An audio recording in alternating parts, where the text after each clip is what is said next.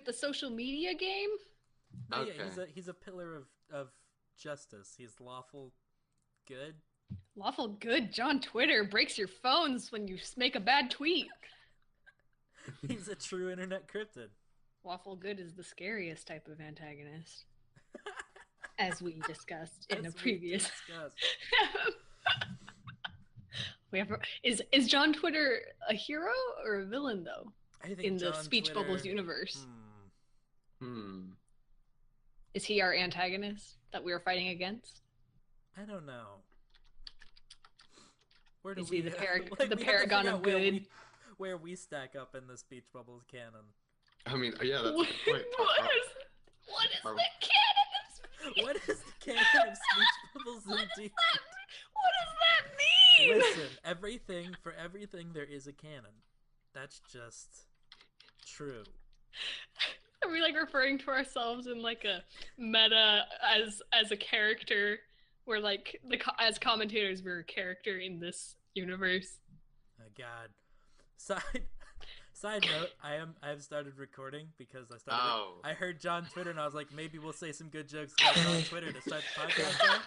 But yeah, I would feel free to cut some of that out, Okay. Amber. Yeah. But don't cut guys- out this part, the part where we're saying, please cut this out. Leave Yeah, that in. just cut out, and it'll be part. Just cut out like the chunk before this, and it'll be part of the speech bubbles lost tapes. Yes. The lost tapes. You're like giving instructions to future me. Okay, fine. Can we Fine. Bossy, bossy, bossy. You'll hear it. Hello. Hello to Speech Bubbles, and welcome to the Y Files. Oh God. Please Okay, we have to do the podcast. start the thing.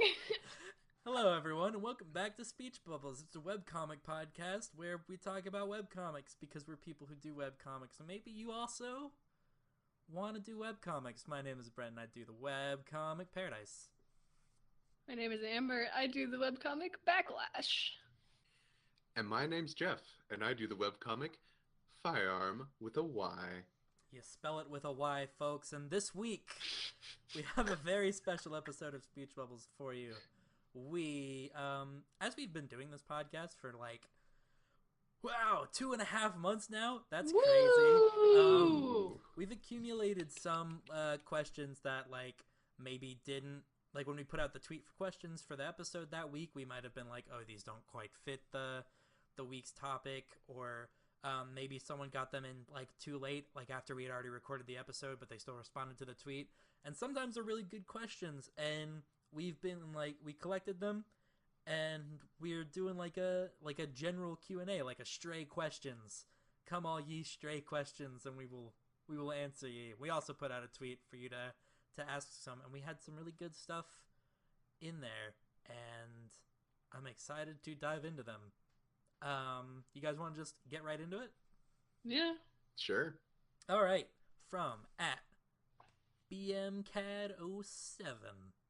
I was wondering, have you guys noticed any cameo from other webcomics that feel out of place at times?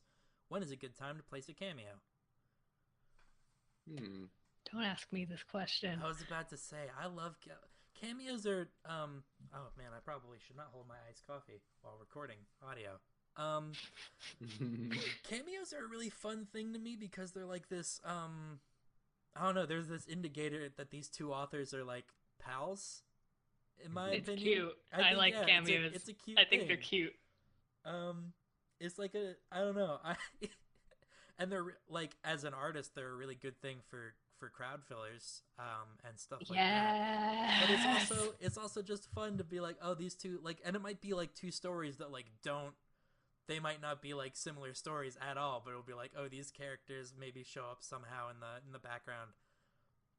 I don't know if like a cameo's ever been out of place. I've just been like enamored with it, like too enamored with it to be like, oh, these characters shouldn't be here. They live in a different, like, tonally different story. I think that maybe what they mean is like sometimes when like maybe a character would probably be out of place is if the character doesn't seem to fit in the universe. Like stylistically. Well, I don't know about, like, I mean more like based on design, I guess. Like, for instance, if you had, let's say, I don't know, a future city kind of comic kind of thing, you know, set in the cyberpunk future, whatever, and then you have a dragon-looking character that you want a cameo in there. That's not going to make sense if you put him out there just in like the street, hanging out with a bunch of herb people. Mm-hmm. Makes sense. However, However, I do think there are ways of doing things like that, and I want to bring up an example from one of our other co-hosts here, Amber. Ah, me. Yes, you. What? I know that you've used some posters and pictures for cameos in the background before in someone's room. this is true. Yes. Yeah, I actually, like, with cameos, I don't really have the problem of, like, I want to put a character in the background, but, like, they're like a monster or something, because, like, there are monsters in my universe and they can look however they want. So, like, cameos are something that I can just have a lot of fun with. But I also, most of my cameos are usually more in the, I do posters or like pictures and stuff like in the background on walls as like space filler. And I don't really like doing added details in backgrounds. I don't like it makes it look nicer, but I don't like spending time on making pictures within my pictures and crowd scenes and stuff, and making them cameos just makes it a lot more fun to work on. Just makes it more fun. You're like, haha, they might see this and then they'll be like mad at me, but not really. They'll just be kind of flattered, probably. Friend mad. Like, friend mad. Yeah, and it's a lot of fun. I did have one cameo that I did that I still constantly get pointed out, like constantly. And which I wasn't expecting.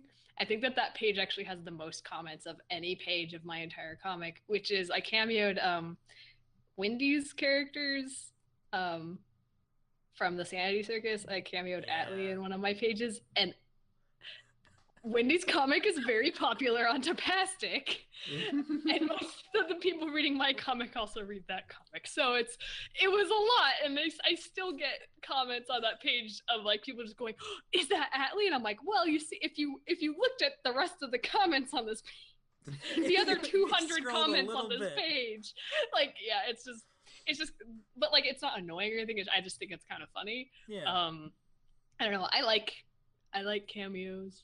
I think I don't think they've ever felt out of place for me. And I mean, and honestly, with cameos, you only would like notice them if you knew the other thing. Yeah. Like if there was a character in the background or like walking by and you didn't know that they belonged to someone else, you just assume, oh, that's just part of the story. What a cool looking character. Maybe you would think, oh, that character has kind of a really like distinct look compared to the usual background like cannon fodder character. But like, I like it. It's good.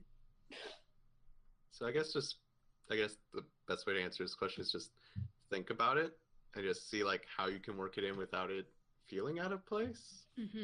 That, or find a different opportunity to toss them in there. I was gonna say, like, I think the best bit of advice is like if you're worried about the character themselves feeling too out of place from your universe, like put them in make it a movie poster or a book cover or a screensaver, something like that. Also, maybe a little bonus, you could make them blend in by changing their outfits. Like just like take that like I think those are cute cameos, and people like take a character and they just put them in their like what would they look like if they were in my universe? All right. Like maybe keep like the colors on their outfit the same, but like make it like an outfit that fits your universe, sort of dealy. Yeah, I've seen things like that in like official comics and stuff. Like I've seen a lot of characters from like Steven Universe and like other comics. I feel like I've seen like stuff from print comics with like Steven Universe characters and other stuff like that. So there are ways of doing it. All right, next question from @NickSpoofy. What are some songs that make you think of them as a theme for your character? Oh man. Oh boy. All right. Dangerous question. Yeah, that's a really dangerous question, especially since like many of us have like a shit ton of characters. And we've talked about on this podcast before how like music can be really good and influential. Do you guys want to How do you guys want to? Should we narrow it down let's to compromise it. The main characters Yeah. of our webcomics? Yes. Like, so like just pick your main, like I guess for each of us it's our main lady. Yeah. Yeah. pick a what's their theme song? Hold on, I have to pull up my I have more playlists. I probably have, yeah, I'm like opening iTunes right now. I'm like, I think I have I actually know, I think, more themes for like my overall like comic than I do for like characters half the time, because those change constantly. I'm always finding new music, like, oh no, this. Oh no, wait, no, this. My problem is I have a lot of songs for each Who wants of to my go? characters. Who wants to go first? Oh gosh, I can go first. Go if you've got it. Go. Pam probably has like the most like songs associated with her, aside from characters. I also have like, I have this thing about like not talking about characters if they're not like, they haven't been super plot relevant yet, because I don't want like any songs on there sort of that I associate with them to like subconsciously spoil anybody. Anyway, Pam's probably got the most songs associated with her in my little like brain playlist library. Wrecking Ball by Mother is a really big one. Decomposer by NoFX is a big one. Now I'm gonna open up her playlist and see what else. Those are like the two main ones I associate with her. Monkey Wrench by the Foo Fighters is a good Pam song. Oh, I love that song. That's a good song. Bunch of front bottom songs. Yellow Flicker Beat by Lord. Yeah, I've got on here. Black Sheep by Jen Wigmore. All These Things That I Have Done by The Killers. Unlucky Stuntman by Bad Astronaut. There's like a whole bunch of Pam songs. What about you guys? Oh man. Yes, I can go. Yeah, give some Leadfoot jams. All right, so for Leadfoot, let's see. I associate the song Hurricane by Mrs. Mister or MSMR. I don't know how to say their. I've never actually said that band name out loud before. Anyway, that's that song. The song Tonight, Tonight, Tonight by Low Roar. Let It Happen by Tame Impala. Peace and Quiet by White Lies. Starve the Ego, Feed the Soul by the Glitch Mob. I have like 60 something songs on these playlists, and I'm just picking the ones that are like my go-to for them. Let Me In by Snowmine. Shut Up and Let Me Go by the Ting Tings. I was wondering when that was gonna pop I forgot. I was like, oh, that one, duh, that one. I was gonna say one of my favorite Leadfoots that you've drawn is to that one. Thanks. That one's still like, I look at that one, I'm like, how did I draw that like 2 years ago? Like, looks good. Just look at your hands and like, how did you do that? Yeah. And then I'll say last one, Carry Me by Bombay Bicycle Club. And we're gonna have to like list some of these in the episode description, I think. I'm gonna have to like go back on the recording and just be like, okay, let me just write all these down. I mean, I can list them out on the recording description probably. Please. So I'm always eager to learn new music. Yeah. Forget everyone else. I just want to know what these songs are. Okay, gosh. All right. Your turn, Jeff. And where's some tunes for Ravi? Oh boy, golly gee. Wow. All right. Gosh, like I said, this changes a lot. So I just kind of keep adding things to the playlist over time. I do not have 60 plus songs on that playlist yet. I usually cap my playlist at like about 15 to 25 songs. I have like my the one like actual like put together good playlist for Leadfoot, which is 17 songs, but then I have an additional playlist that's just kind of a mess, and there's 56 songs on that one. So see, I'm still I have a lot of music. I'm still in the mess part, and I'm very picky when it comes to songs. So it's like, I don't know if this one fits, I don't know if this one fits, and I don't pay attention half the time when I'm actually listening to music. But what I do have, this one I think that definitely captures Robbie's personality is Let's Face It, I'm Cute by 11 Acorn Lane. That's a good one. Jackrabbit by San Furman. Fury O Fury by Nico Vega. Firestarter. I think this is a cover. This isn't like actually by the original band, because I think Firestarter was by who did Invaders Must Die. What group was that? The Prodigy. Yeah, I Yeah, remember. The only reason I remember that is because it's on the Scott Pilgrim trailer. yeah, yeah. It's not by them. I mean, their original song's fine and dandy and all, but I like the one by D Stat. It's Destaat. I think that's how you say it. It's a bit of a slower build up, and I really like that. Do. I'm trying to find ones that would not be spoilery. And I kind of split up her music recently because I started making a playlist for just her and Stranger, because I have a lot of songs just for those two together. I'm just gonna toss this one in here from that playlist. The Bad in Each Other by Feist.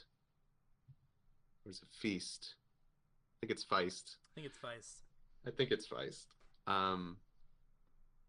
Yeah, that's a few. I don't have as much to list here without going into some super spoiler territory, but isn't that so weird? Isn't that so weird that like because you like associate a song with like something that hasn't been revealed with the character yet, you're like, if I tell you what it is, that's gonna spoil it subconsciously for you.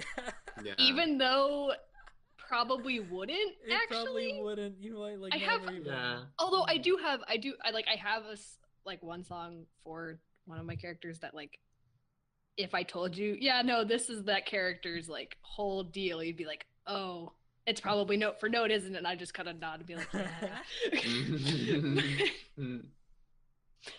Music is good. I'll link all of those in the description. But say like my songs for Pam are probably not so spoilery because they're like usually about a person who's like maybe shitty at stuff or trying to be a little better.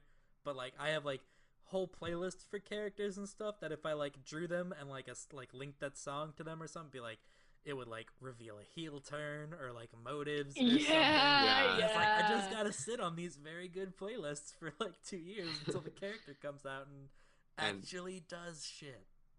I also have like a lot of like soundtracks based stuff on my playlists. And I don't think it's so much that those would be spoilery, but the names could definitely, like the titles of the songs could definitely lead to interesting certain moments. Yeah. Mm-hmm. So good question. That's it. I love this question. I could talk about fucking character songs all day. Save that as a topic for another day. All right. Let's see. From @Joichi-chan. How do you avoid the talking heads issue and better poses? Maybe be for aware someone that you're doing it. If you're unfamiliar with this phrase, talking heads, it usually means when like when a comic's like all the shots during like a conversation scene or something, or like even any sort of regular scene, when all the shots are like mid-level shots, basically from like the torso up. And I think we all do it, and we all tend to do it, especially early on when we're making comics, I think. And you can easily find yourself falling into this trap when you have like a 5+ page conversation scene. Yeah. Because that's just how your brain is going to be like, how do I draw these people talking? And you literally each draw a whole bunch of like mid-level shots of talking heads. And yeah. I think maybe a good way to maybe kind of counteract that is find ways to like pull the camera out or pull it in closer. I actually watch since I watch a lot of shows and a lot of movies. There's usually a conversation going on with somebody, or with like, you know, two to three people, and I think a good thing to keep in mind is maybe taking notes on like what camera shots that they use while you're watching that conversation. See how many times they pull out. Yeah. Mm-hmm. I usually try, if I'm having a lot of conversations, which I am right now in my comic, actually, it's just a lot of talking that's been happening. Chapter, yeah. It's a really talky chapter. I try to at least have, like, honestly, and this is like such bare minimum, but like, I try to at least have one panel on the page that is more of like a pulled out, like establishing quote unquote shot that like lets you know where all the characters are, even if like they're just still talking. or just like kind of push yourself to have at least one panel with like an actual background in it, like just so that like it keeps your readers grounded. Like sometimes you don't have time to do a million background, like sometimes your page is just going to be a lot of talking heads because you are on webcomic time and you don't have time to make it like to mess with it anymore. Just like being aware of that, like you're doing that though is like the first step. Because then you can just pull out or like change the angle, like just to make it more interesting, to shake it up. I was gonna say my two things are like maybe once every like 2 to 3 pages at least. If it's a really conversation heavy thing, I try to show feet. I try to do like a full body, like a panel with full body in it, basically. One, like probably I try not to go longer than like 2 pages without a full body shot. And if it's just 2 people, like just 2 or more people like talking and having a conversation, you're drawing. It doesn't have to be just 2 people. You like get abstract with it. Have shit like floating behind them and do like weird things with the colors, and like even if it's just like a mid-level shot, like fuck with the angles and stuff, and that sort of thing can change the emphasis of things being said in the conversation, so that it doesn't just look like a newspaper strip. Basically, those are my two tips too. That's part of the reason in this last Paradise scene with Autumn, where like every page had like some flower ass backgrounds on it. Like it was to emphasize Autumn's character, but it was also so that like every page wasn't like 9 panels of blue gradients. Because that's not good to look at. I remember like very early on in the current chapter of Fire Emblem, I actually had a conversation between Stranger and Ravi, and I actually panned away to, I believe, the newspaper that was on the table that Stranger was reading, and that just was supposed to kind of help break up things. And then I, thinking about this now, actually, I think the last page I just put out is a bunch of talking heads, and I really just tried to, mess with the angles, and the fact that they're both in 2 different places kind of maybe helps. Like one's outside, one's inside. So well, and also your whole chapter is like a lot of the pages leading up to this page was mostly action. That's true. So it like breaks up the flow there, like just having them like go back and forth talking like that. It kind of like I think it emphasized the like joke. Yeah. Like it made it funnier, I think. Oh, good. Whew. Doing it right. Especially because like repetition is like funny. So like having just it keep going back to Ravi like in that position was like, that was funny. Good joke. I try. Gosh, we didn't answer the second part though. What about better poses? Oh, geez, that's just references. And practice. Do 100 gestures a day. Actually, yes, that is actually, but like good literally do many gestures. Draw like full body poses as quick as you can, and don't care about how they look. If you're wondering about doing better poses in your comic pages, just try not using the first one you go with.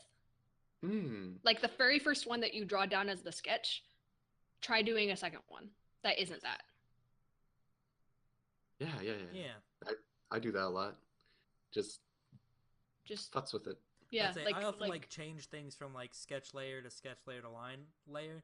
Like even on like the page that just went up yesterday or today actually at time of recording, I'd like on my sketch layer would be like a really simple version of the face, and then on the next sketch layer, because I do like 2 sketch layers and then a line work layer, I would like what's the word, accentuate the face like a little more. I would like push it, and then when I got the line work layer I would push it even more. So it's like I wasn't necessarily not using the sketch, but I was like pushing things and changing things from step to step. I think that's one way to trick yourself into doing stuff. Yeah. Just keep at it, and they will get better. And you know what? Coming back to it later is always going to make it better, I think, the more you draw it. All right. From @JugumPuppet, which days do you see your viewers reading/viewing your pages the most? Update day? Yeah, update day, I Yeah. think. I mean, I do actually check this regularly. I've been looking at my statistics, and it's every Monday and Friday. I usually get more views on Friday, I find, than People, Monday. because I think that's because Yeah, that's a same. big update day. A Yeah. lot of people webcomics are- update on Yeah. Friday.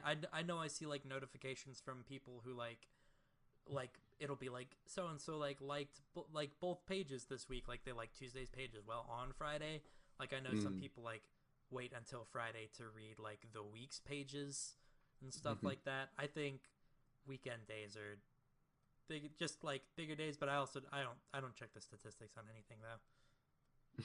So I don't know.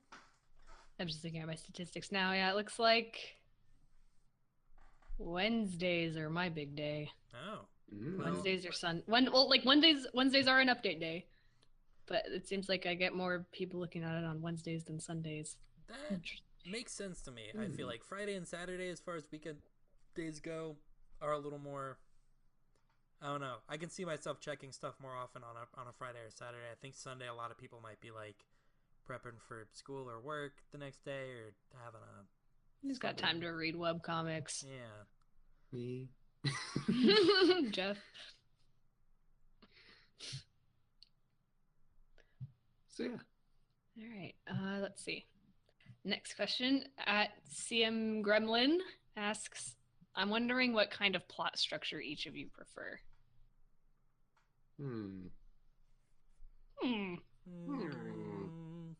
One that's good. I personally, speaking personally, I like good plots. You don't say. I like Tell plots me that more. are. I like plots that are structured well. Oh man, I think I don't know. I don't have like a taste in plot structure. I think atypical plot structures can be really nice. I think they can be really interesting. I think you have to be very careful with the rules that you are breaking. If that makes sense. You don't want it to be like worse and worse as if you have a plot that's like all out of order, you want as the narrative to go on for more and more pieces to be filled in for the reader. You don't want the reader to feel like they're more and more confused. I feel like Bakano is a really good example of this. Everything's like, if memory serves, everything's like really out of order and stuff, but the more you watch it, the like more the gaps are filled in, and it's more like you're not getting more and more confused. You're less confused as you go on, even though the initial couple episodes are really like hectic because you're unfamiliar with what's going on. Everything's out of order, all that stuff. Yeah.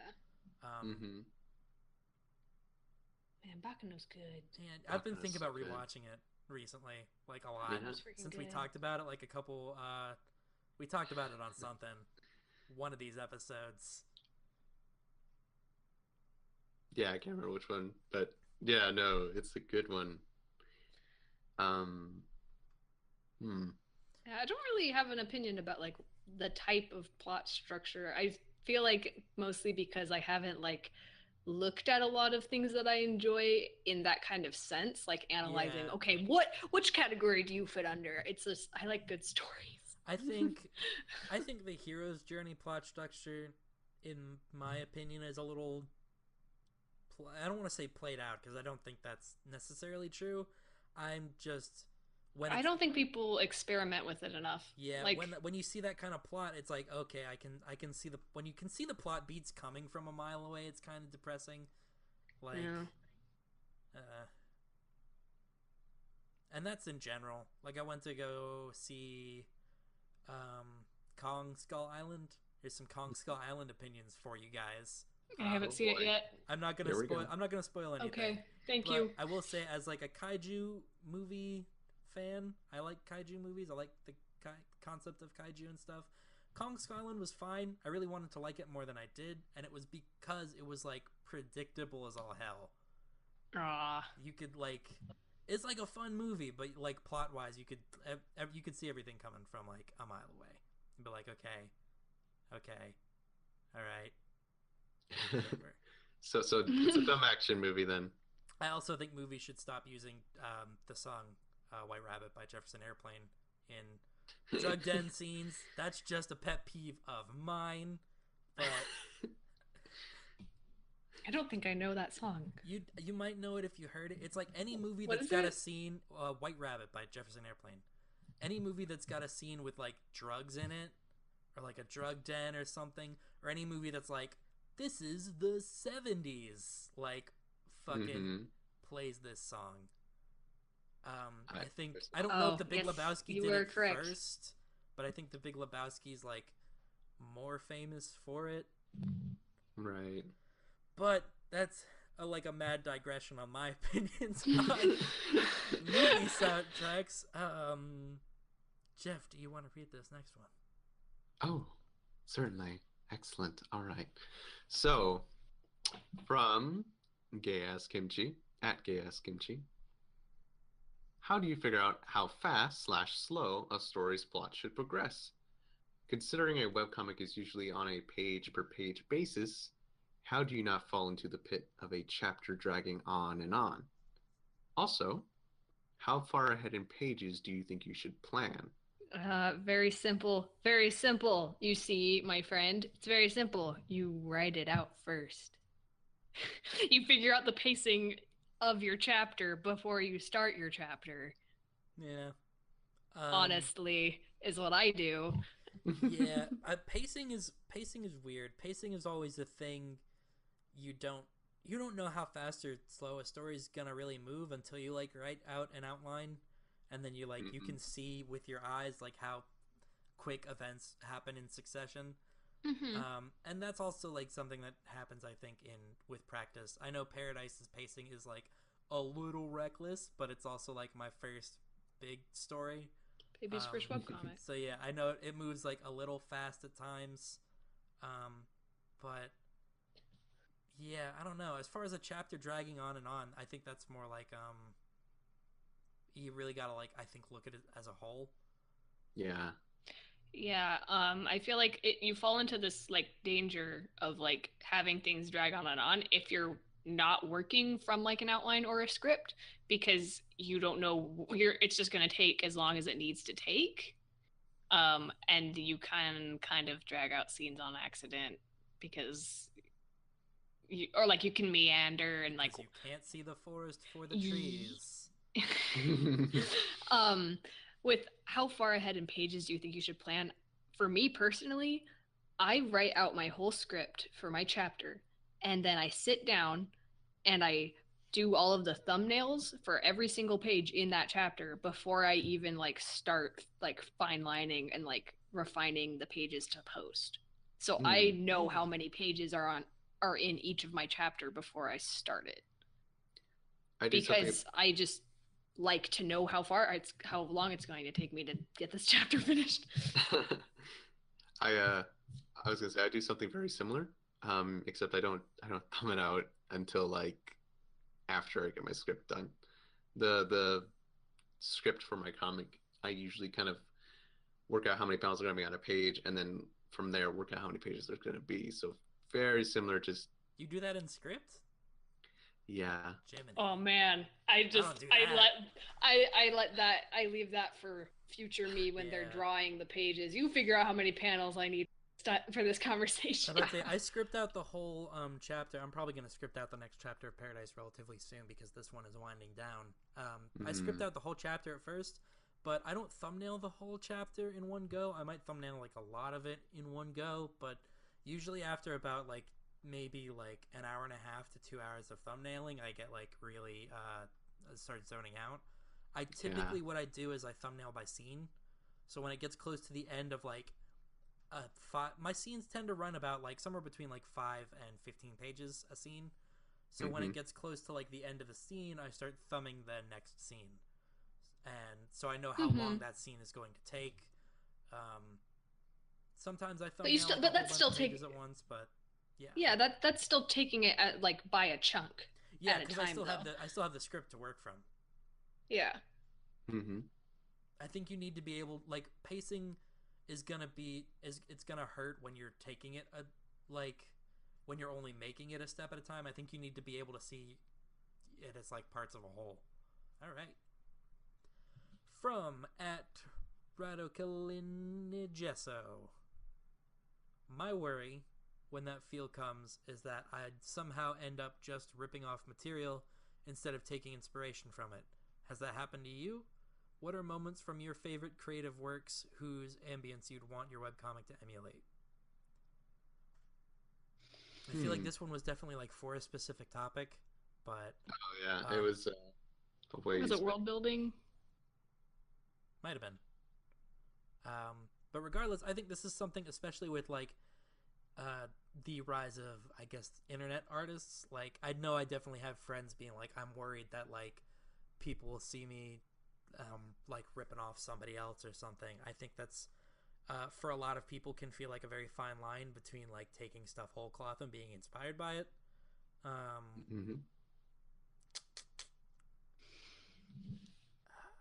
know I definitely do see like movies or read comics and stuff, and I'll see there'll be like a scene, and I might not want to like rip the scene off, but I'll be like, there's definitely, I want a moment like that in a story, and I will like file that away for things to build a structure around.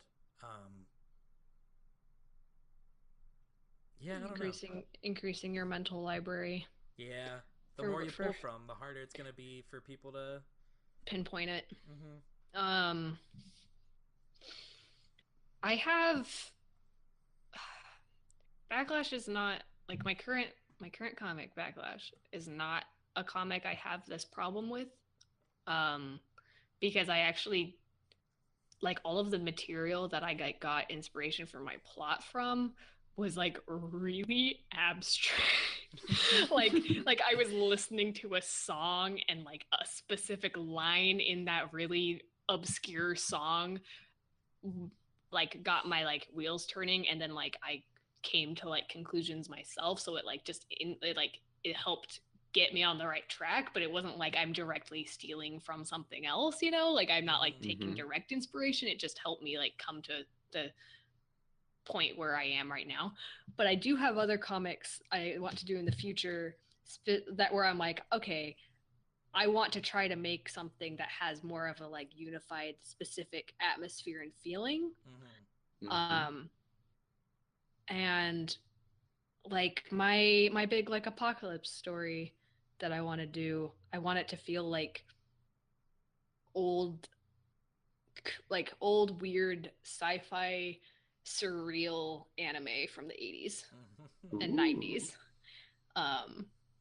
And like inspiration for that is like from, I don't know, should I say it? Should I say what my inspirations were from? I know what it is, but if you want to say it, it's up to you. You can always bleep it out. Well, like the biggest one, it was actually like specifically the anime movie Angel's Egg. And I love that movie, and I know it's freaking weird. It's a freaking weird movie, but man, it's real pretty though. That movie's really cool. Like it's visually one of the coolest movies like I've ever seen. It's so cool. The imagery is really cool, and like because it's kind of a weird abstract movie, it's like I want to take the atmosphere of that but put it in something that's a little more cohesive. I don't know. So like that was actually where I got like the inspiration, because I wanted to make a story that felt like that, and then I had like a character idea that I wanted to do, and I was like, oh, that fits perfectly. All right, and then it was just started building off of that. But I don't know, like so I think that my biggest concern with that would be, yeah, you're ripping off Angel's Egg, and I'm like, listen, it's really cool. Listen, let me explain. Let me have this. But of course, I'm taking inspiration from other things too, like Nausicaa, and also like Escaflowne, weirdly enough. But like I just have like a big pool of like stuff I want to like aesthetically draw from, so that it doesn't just feel like a ripoff.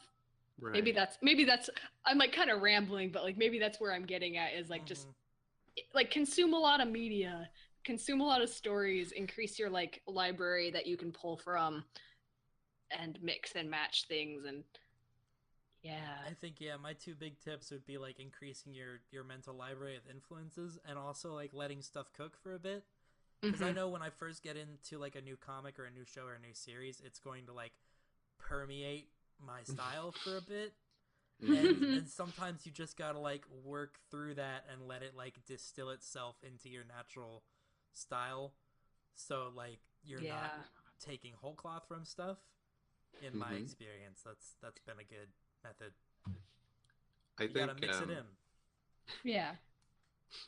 If I were to just add anything to this, it's just that I don't know if I have too much to worry about, because you're just gonna see all sorts of stuff in mine that reminds you of other things. It's a freaking sci-fi western comic. I mean, who hasn't done that before?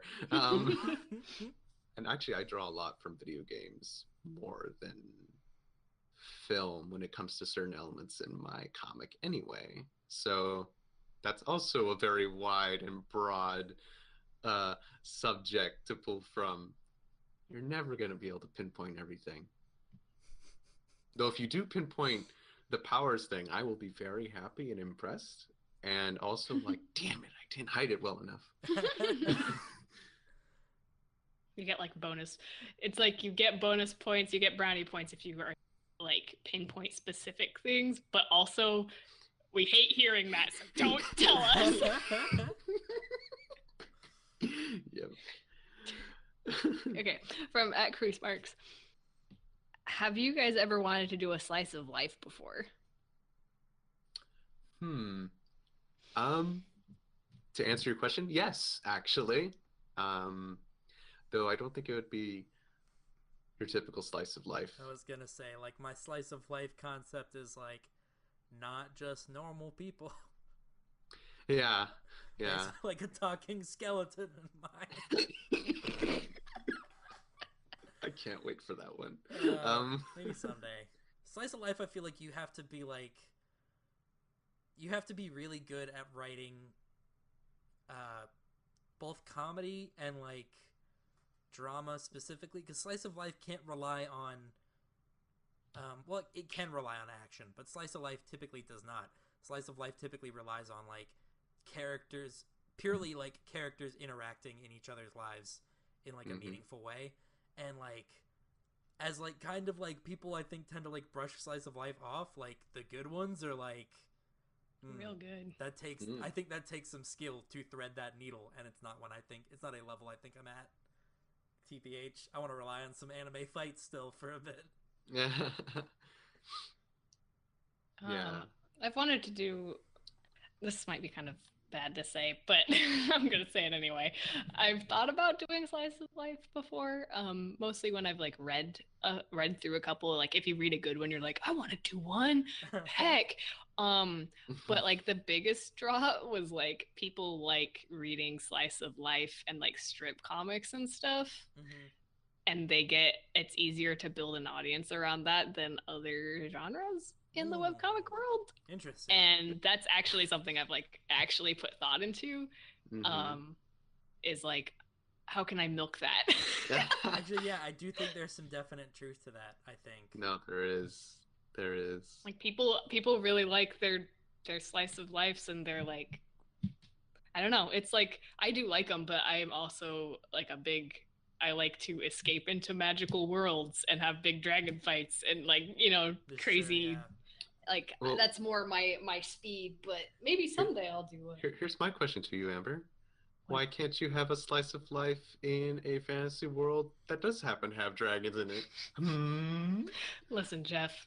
Okay. Because if I was doing a slice of life and it was like a fantasy world, it would quickly stop being a slice of life because I'd want them to go on a magical, crazy adventure. And then it's a road trip. And then it's a road trip, yeah. Hey, but that would be the greatest twist. Although now we have to entirely like erase this bit of footage so then we can actually No one can know. Yeah, most slice of lives I would want to do would have some kind of weird supernatural element to it, probably. Yeah.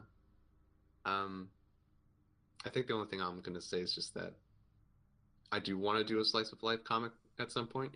Just, it probably is not going to be something you like ultimately think like, oh yeah, this is totally a slice of life comic. it's totally not. You probably wouldn't be able to guess it's one, but I like characters interacting, and I like seeing character development in that kind of way. So I definitely would like to do one. Probably not gonna happen right now because I'm too busy in my fantasy land of cool girls punching things and setting them on fire. That's what my So, favorite place is to be, TBH. yeah, come back to me a couple of years from now. Man. We have more life experience to draw on. Wait, not a couple of years from now. I'm not going to be done yet. Come back to me in like a decade. Oh my gosh. I hate webcomics. It's kind of the fucking worst. As an aside, really quick, guess whose neighbor decided to start mowing their fucking lawn right now? Can you guys hear that? No. Okay, so it's just going to annoy me. Great. Excellent. Yay! You must suffer. At least it Sit won't there and suffer. taint the audio. But Jesus, I was like, is that a truck or a plane passing? Nope, they're doing yard work. Excellent.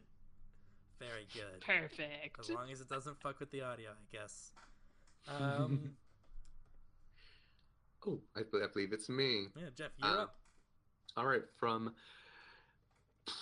at Cinerus Koala. I forgot to ask this for the writing episode, but how soon do you write the next chapter of your comic to keep consistent page updates? Also, y'all are bomb, and I'm excited to watch you guys move forward with this podcast. Aw, Thanks. thanks. Thank you, Cinerus Koala. I've been kind of like, I haven't fully written out chapter 2 yet. I know what's going to happen in chapter 2. Like, I have the outline, right? But I haven't, like, written it down in detail yet. Yeah. But I've gotten, like, a good portion of it written before I even started work on chapter 1. And I've just been kind of adding to it a little bit as I go. So I think, write early on. I try to write as early as I can be so I'm ready. But I'm afraid if I write too early, I feel like I'm going to, like, want to work on that more than want to work on what I'm working on now. That's the drive, though. That's the curse of webcomics, is that you always want to be at the part that you aren't currently working on. Yeah, but I also wanted to like the part I was working on. So that's why I like would spice up chapter 1 a little bit, like just adding like a tiny thing here and there to kind of make it more fun. I don't keep consistent page updates between chapters, and I take hiatus.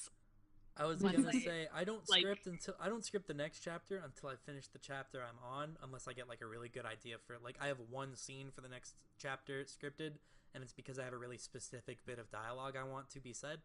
But I don't script until I finish the next chapter, and it's typically why I do like I've been trying to do bonus pages or guest art in between chapters instead of just like taking a 2-week break. That's typically what I do on that 2-week break. Is like, all right, this chapter's done. I'm gonna take like a week or two to like script and thumbnail out the first scene. Yep. I don't like. I have all of the like events that need to happen in the next chapter lined out in an outline. Like I have all the events. It's just I don't get down to like the nitty gritty dialogue until after I'm done with this current chapter. And that's what I'm doing during my hiatus. Is I'm getting the thumbnails ready and I'm finishing like the script so that because once I get those 2 things done, I don't have to take any more like breaks. I can just have consistent update schedules for that chapter. Maybe someday I'll plan ahead. But I don't know. I kind of like having chapters like end and then like there's a small break, like for watching a new episode of your favorite TV show on like network television. You have to wait until next week, and it kind of sticks with you for a bit while you're waiting. Like I like to do that with chapters. I guess it's more like the end of even though webcomic chapters would be, I guess, comparable to an episode length, it's kind of like a little like end of a season. Yeah. It's like, we have this stinger, we have to sit on this for a couple weeks. Yeah. So the next one starts, and it also gives new readers a chance to catch up. Yep. That's kind of how it feels for me. Yeah. Yeah. So, our advice to you: do what worked for you. Yep. Oh man! All right, do you guys want like a lightning round? This last whole bunch. Same. Say lightning round. As best we can. It's just so we know. From at Turd Golem. Loving the show, still desperate to know what that cut-off Marvel antagonist tangent was going to be about. I'm gonna tell you right now, what it is Marvel just kills off all their villains at the end of their movie instead of letting them stick around and developing them in any sort of interesting way. Yep, this is about the Marvel Cinematic Universe. Yeah. Yeah, that's what that tangent was. That's what that tangent was going to be about, and we cannot get started on it. Another abstract question. Don't get me started on. If you were somehow reading your own comic for the first time, what would be the most intriguing thing about it? Ah, frick. I love that question. I have no idea how to fucking answer it. I know what would be the most interesting part of my comic for me if I wasn't writing it. The like mafia subplot. Yeah. Like all of the demon characters that have shown up for 5 seconds. That'd be the thing you're into. That's the thing I would be into. Oh, I'd be hyper fixated on that, and then I'd also be reading it for Alias. Because that's my type. Those are my types. Well, first off, I would probably be very curious as to see why there was such a jump in between the prologue and the first chapter. I'd be like, oh, well, what's going on now? Where are we? What's going on? So, what are we going to do? Oh, we're punching people now. Excellent. All right. Yay. That's a hard question for me to answer. Yeah. Ask me when I'm done with chapter 1. I don't know. I think I'd just be like, shit. I like to think Pam would be my favorite because Pam is like one of my favorite characters that I've ever made. It's why I made the comic about her. I was gonna say, Brent, you'd just be really into Pam. I'd just be really into Pam, I think. So nothing really different from now. Yeah. I would just still be really into Pam and Pam's whole thing. I wonder who my favorite... Man, that's an interesting fucking question, and it's If these weren't your OCs, who would be your favorite? Who would be your favorites? Because I know who my favorites are now. But you know everything about them. I also know everything about them. You know what? It's my fun favorite to think about, hasn't showed up yet, so... If we're going down that route, then I'd probably just pick out the poor helmet dude from chapter 1 and be like, oh man, I like this. Oh wait, nope, that's just the one page. Okay, bye. That'd be me. A good amount of my favorites are in the comic already, but there's some really good characters on the horizon, I think. But anyway, good question. Impossible to answer, I think. You've stumped us. All right, Ember, go. Oh, right. Lightning round. From at Mamikins. Ooh, question. How do you get more people to follow your work? How do you better find an audience that'll love your stuff? Wasn't there another question that was kind of in the same I think vein? From down here, at MadXHatter0, when it comes to the marketing of webcomics, what are your thoughts on how to gain an audience? Yes. So let's answer these 2 for 1. Okay. Special 2 for 1. I thought about maybe doing like a whole episode on marketing yourself, but also like a lot of it is going to come down to like just post consistently. I also think finding an audience that's going to love your stuff. I think that posting consistently, I've seen people do this where they're like they're expecting like when they post their comic or start it, it's supposed to like take off really quickly. And like they get a lot of people at once. It's like, there's the audience I was waiting for, but like that's not how it works.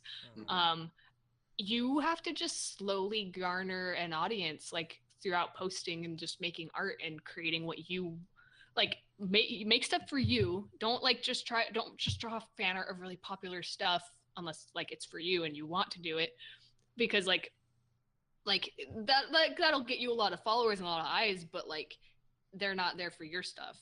You know, so like you gotta just kind of find, like, eventually people will find stuff.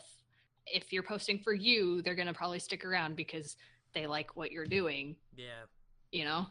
Yeah, it's definitely a time thing. Yeah, it's a slow and steady too. Like it's just like you don't become successful overnight. You don't it doesn't really happen. Like, it happens sometimes to some It people, happens but like really rarely. That's I like think a freak accident. Maybe yeah.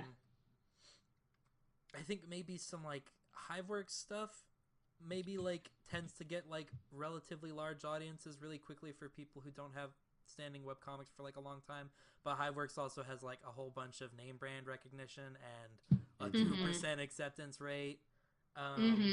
So like you're not, chances of you being like suddenly very, very like popular is not going to be likely. It's probably going to be a slow build over many, many years. And it's going to be happening for your whole life, probably. Like, you're just going to slowly be building your audience. At least conceivably for your right whole, now. For your whole career. Yeah, and I mean, like, it's like, you, like, all of us, we've all been drawing for a long time. On various platforms, with various communities, with various friends.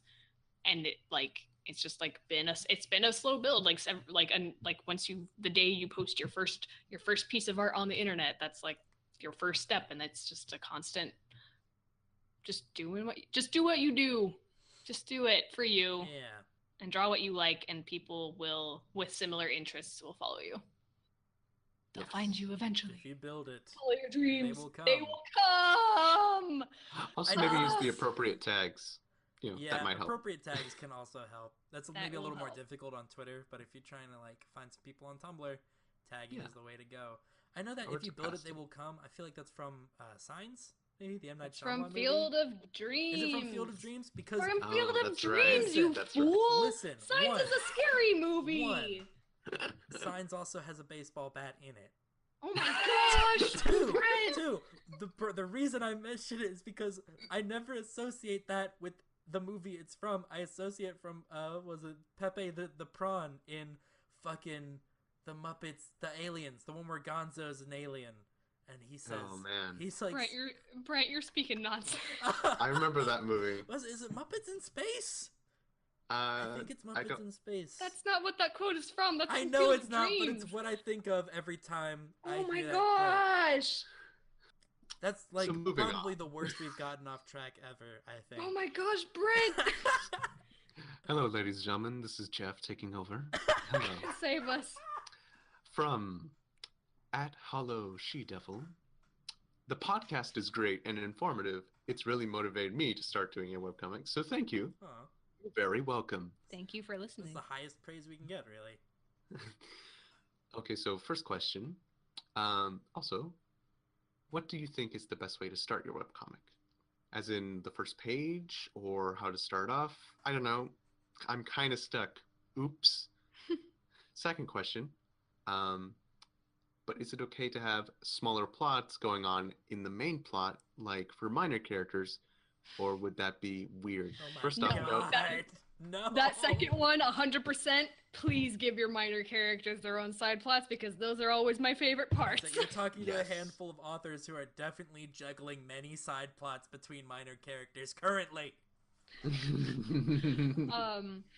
With your first question, I feel like this changes from person to person with story preference. I think with webcomics, it's always good to start in media res, in the middle of something happening. Because it makes people interested in, like, what's happening? I want to know the explanation for this. Like, I did that with my comic. And then you didn't get answers until chapter 2. So, and even then, they're all really vague and cryptic. Yeah. I'm holding on to my, like, mystery as my, like, the thing that's bringing people back to my comic for as long as I can. Yeah, to answer as plainly as possible, like, probably doesn't hurt to start with an establishing shot. Oh, yes. Yeah. That's, like, just, you can go back and listen to episode 1 of Speech Bubbles. Oh no. There goes Brent. You could go. We did talk about starting a webcomic. Oh yeah, starting a webcomic was the first one. Yeah. Yep. I mean, it was a bit vague in a lot of places, was a bit vague. But yeah. And I think a good thing to definitely start out with is like maybe about 5 to 10 pages. Yeah, start with a chunk. Start with like a batch update. Even if you're going to only update like 1 page a week from then on, I think it's a lot easier to get people hooked with a handful of pages than it is to be like, oh, okay, here's like a shot of a city and like maybe a person doing something for a second. Can't wait for another 7 days to learn anything. Yeah. That's definitely what I did. I think I tossed in like 7-8 pages right off the bat. I teased it with like a cover, and then I like tossed in a bunch of pages. Like, here's a bunch of pages. Poosh! Now read it. Let me know what you think. There it is.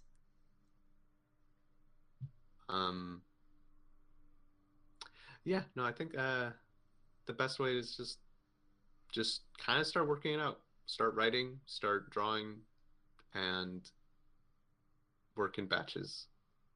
I think that's the best advice we can give for starting a webcomic. I don't know. You feel like that's a bit vague? Maybe more specifically, like, just plan out what your first scene needs to be. Like, what is the instigating, like, first thing that needs to happen? And just, like, to get your plot rolling, you know? Develop the hook. Yeah. You gotta have the hook. I don't know whose turn it is. It's Brent's turn. Oh, it's Brent's. These next two are just nice things. They're not questions. Yeah. Aww. Some nice little things. We'll read them out. From @BlueBat, or Blue_Bat. This podcast is really informative and motivating when I work on comic stuff. 2 thumbs up. Aww. Thank you very much. Oh, snap. That's 2 thumbs. Thank you. I really like hearing people are working on comic stuff while they're listening to this podcast. Yeah, that's like the like it's like dream. Literally the dream is the goal. Frick yeah. Yes. I guess I'll read this. From @Mordsec. I've been slowly making my way through past shows, but they've been super useful in planning my own webcomic. Thank you. You're welcome. Yeah. Thank you for listening. Man, pat Thank you for ourselves on the supporting back. us. Heck yeah. And thank you, random citizen. From @Spoiler, will you ever do a crossover where all your characters get to bro out and punch new faces? Also, keep it going. You guys are doing great. Thanks, Broj. Yes. I think the dream is to just have a big old. Honestly, okay. Listen, this is my goal. My goal for my future. Spend 20 years drawing comics, and then do a crossover fighting game. Yes. With all the protagonists and antagonists, where they beat the tar out of each other. I want to play that. At indie video game creators, where is my webcomic fighting game? Where is it? God, what was it called? The Shonen Jump fighting game. So Shonen Like Jump that, but Superstars or whatever. Yeah. But with webcomic villains and heroes. Where is it? I'll make it if I have to. I'll do it. If we were gonna do a crossover, Amber has living black holes and demons in her comic. We're gonna lose. Jeff, I don't quite know how the superpowers work in your comic, but I think maybe we're on even playing ground as far as So I'm not invited to the fighting game. No, you're invited. Because my It's kids just are overpowered. It's just like Queen is gonna have to be nerfed probably first day patch. Well, no, so she's not a playable character. She's final boss, like Galactus. She's like in Marvel vs. Capcom. Yeah, you can't unlock them. They're just part of the campaign mode. Gosh, Oh, man. characters are too OP. She's not invited. Hey, okay. I want to bring an idea to the table here. Final level for the Queen's story. We're gonna say this is like the Backlash story. You have branching stories. Yeah, no, of course. I mean, I don't know how many crossover comics we're gonna have in here, but the final boss with her, you have to fight whoever's before her, and she's sitting in the background on her throne. Yes. Just leaning back in, very bored. He's part of the stage. Yeah, and then as soon as you defeat them, whoever they are, Sunder probably, then she just gets up, hops onto the stage, just cracks her back or whatever. You do not have an opportunity to heal. Sorry, friend. Oh my gosh. Queens only, no items, final destination. Final destination. This is like a major aside. Did you guys ever play that One Piece fighting game where they were like little chibis, One Piece Grand Adventure? I didn't, but I know you love that I game, love Brett. it so much, but it's got a really fun campaign mode where it's like you unlock you have to play as a captain, and you basically like travel from island to island, like fighting random people and like picking up new crew members, and it's got like 5 different stories. I think you could be fucking Luffy, Buggy, Smoker, I think Crocodile. Good. I think those were the like 4 like campaigns you could play, and that was really fun. I just think it would be really fun to like go through different islands and find like different webcomic characters like chilling in these different. That would be really neat. I'm just having a fun time thinking about it. Take my money. The ideal. Oh my gosh. Build a party of characters from different webcomics. Okay, so we all need to get like really rich and famous, and then do a Kickstarter. Yeah, yes. Crossover to get a crossover game. Get some good created. Game developers, pay them handsomely. Yes, because I do not know how to do that. Yeah. So. Holy shit. Okay, good idea. Good. All right. I'm glad we got this knocked out. Okay. Ooh, all right. So. Good plan. That was a bit of a diversion from our usual advice, but like, damn, that's fun to think about. Man, I want that. All right, who's going next? We kind of went out of order a bit. No, I think we're still in order. I think it's It's Jeff's turn. It's Jeff's, yes. I guess. I mean, all right. Okay, I'll go. From @Alec J Marsh. I loved your first episode. Will you guys be putting episodes up on iTunes soon? That's the platform I usually use. Brent? Brent. Well, you see, the plan is to put the podcast up on iTunes. I'm just a scatterbrain. I've been meaning to actually do it. I've looked into like how to do it. I think I'm going to. I'm not going to say I'm going to do it soon, because like I'm going to try and do it soon. I'm not going to give you like an actual time limit because I don't want to disappoint anyone, but I'm going to probably try and do it very soon and get it up on iTunes, because I know a lot of people use podcasts from iTunes. I personally use iTunes for podcasts and stuff to put it on my phone. It's a really super convenient way to do it. So defo something we definitely like considered from the beginning. I am just absent-minded motherfucker. It's okay, Brent.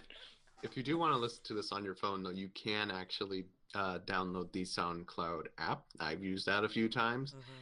It's just you'll have to be within a Wi-Fi area. You can't download the episodes from there. So that is true. Be online all time. But yeah, we'll try and get that out there. And if you are listening to this on iTunes right now, sometime in the future, please leave us a review leave us or a something. Review. Leave us a nice review. Thank you. Stop talking to the future. Fine. Stop it. Fine. Well, this question is about the future. Our final question. Whoa, segue. From @Chancellor Matt. Just wondering about the future of the podcast. Are you guys ever going to have guests and that sort of thing? And the answer is hell yes. We want to do guests. That has been in the podcast Bible since the beginning. We have a short list of people we want to contact. I hope I'm not like being too forward by saying that officially on the show. Waiting for my podcast host to affirm. With luck, yeah. With luck and gumption, hopefully this will be a thing that happens. We think it'd be really cool and fun to have like people with different points of views and different experiences, because webcomics are a cool medium where everybody has a different experience and there's no one right way to do it, and we think it would be really cool.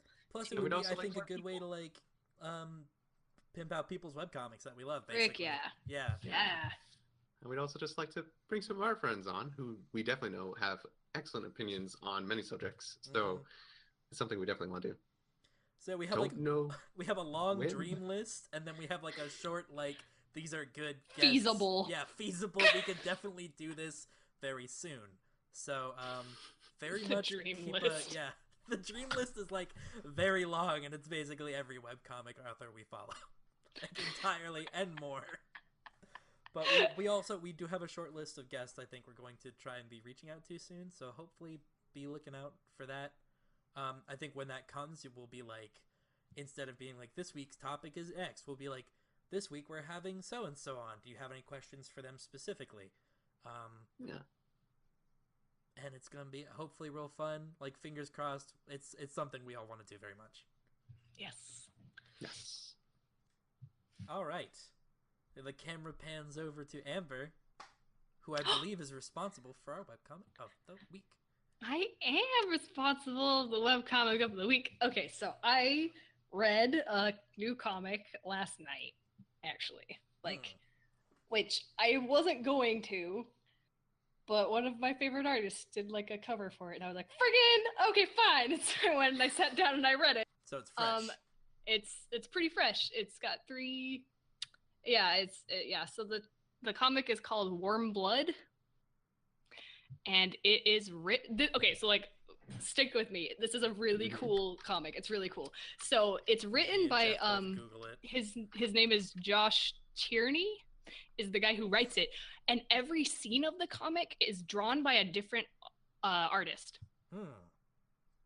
It's really cool. That's interesting. So every scene is, I don't know the process behind like how he's decided who does what, or if it's just like people volunteering or what, but it's like really good consistently amazing art for every scene. And so the premise is like really is like I was kind of thinking of it, it's kind of like a surreal slice of life, a little bit. So it's just, the summary is really simple. It's Warm Blood is an ongoing webcomic following our hero Penny as she navigates her first year at Greenwood High. I was going to say, so each scene is in its own, it's like there's a through line. Yeah. It's not like little one-offs drawn by different artists or written by the same guy.